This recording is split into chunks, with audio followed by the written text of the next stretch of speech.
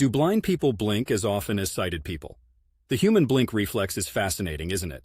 It's one of those things you don't usually think about, like breathing or the way your knee jerks when the doctor taps it with that little hammer. So, do blind people blink as often as those who can see? The answer is both yes and no.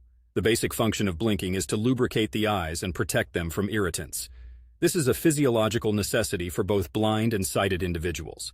Therefore, from a purely biological standpoint, blind people would blink as often as sighted people to keep their eyes moist and clear of debris. However, there's a catch when it comes to the frequency of this blinking.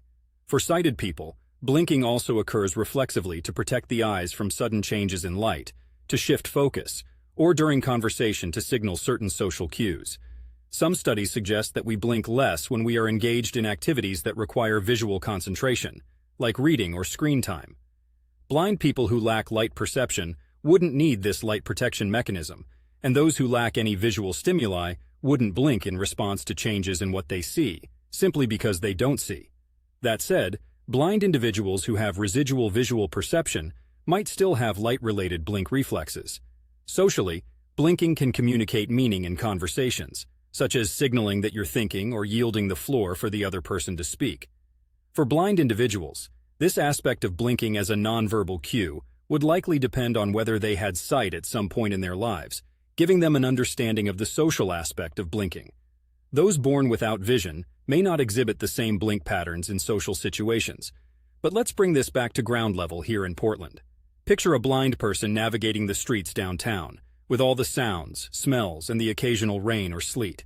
They're dealing with a lot that could affect their blink rate: wind, pollutants, and the Pacific Northwest's famous light drizzle. So, environmental factors will play a role, just as they do for sighted individuals.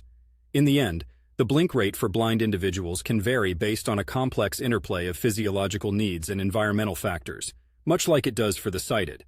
And Portland, well, it gives us all plenty of reasons to blink, whether we're keeping the rain out of our eyes or just soaking in the vibe of the place. On that note, I might head out, blink a few times, and enjoy the misty view from the waterfront park. There's something about the Willamette River that never gets old, much like the ocean for some folks. It's all about that connection to nature, using our senses to their fullest. And yes, that includes blinking, no matter how much or how little you can see.